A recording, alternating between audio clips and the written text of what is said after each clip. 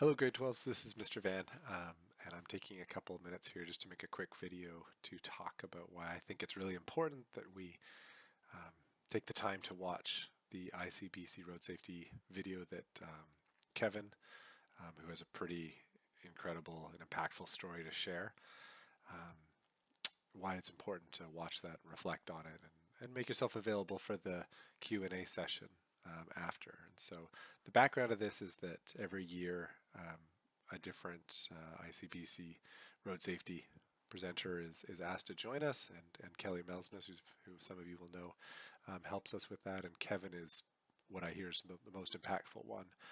And normally we would do this in a pin drop silence sort of assembly, but of course with COVID we can't do that, and we're trying to find a way to make this accessible, so we have the video available online with the information in the post that I'll be making with this video. And I thought it would be important just to take a second to talk about how this isn't just somebody you don't know talking about their story, but mention just really briefly a couple experiences from my own life, and some of you may have your own as well, of why this particular topic around road safety, and you're all grade 12s, and I know it's ends everywhere right now, and I see the cars on Penticton, and it's cool. And I remember being 16 and 17, and I remember being really excited about that, although I had to drive my parents' Subaru station wagon. I was not exactly driving an Infiniti or something. But what I also remember was that I came out of the first couple of years of driving relatively unscathed. I was, in some respects, a bit of a stupid boy. I picked up two and probably should have had three speeding tickets between 16 and 18.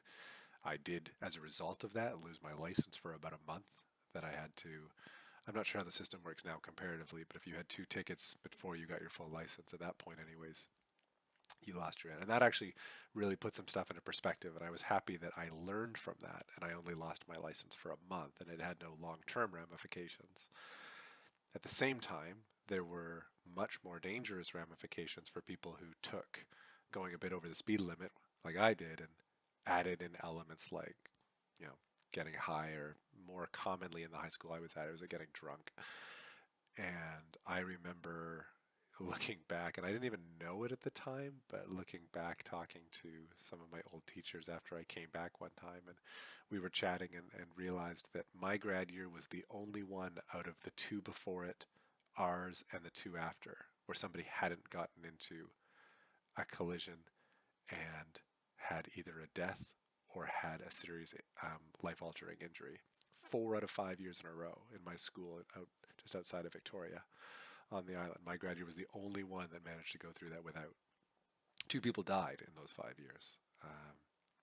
And in my first year practicum, when I was teaching back also in Victoria, my first year I had a grade 11 socials class, and then when the next year when they were in grade 12, one of my, not that you're ever supposed to pick a favorite student, but one of my favorite students, um, she was in a car and was not in a place to be able to drive herself, and thought she was with someone who was, and they had a really serious accident where they basically went off a giant um, like ravine, dropped about 30 feet, four people in the car, everybody injured. Driver, as often is the case, was the least injured.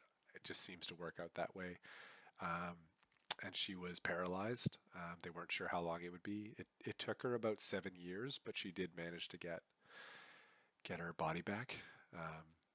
But yeah, I still remember her coming in later and seeing just like how rough the rehab was.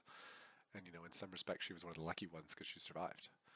And so it's really hard, I know, to imagine it being you, but these sorts of things are really important to think about and really important to watch and reflect on. And we all have to look after each other.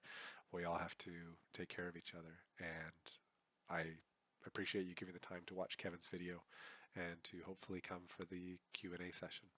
And as you'll see in my post, there is an additional incentive, and Miss Beetlestone and I are giving a 3% bonus to your CLC mark on top of whatever you have if you do attend and fill out the reflection. Okay, so hope to see many of you there, and hope the video is really helpful for all of us. I don't want to ever be talking about somebody having broken their back or worse. I don't want that to happen to anyone in our grad class. So, yeah, thanks for thinking about it.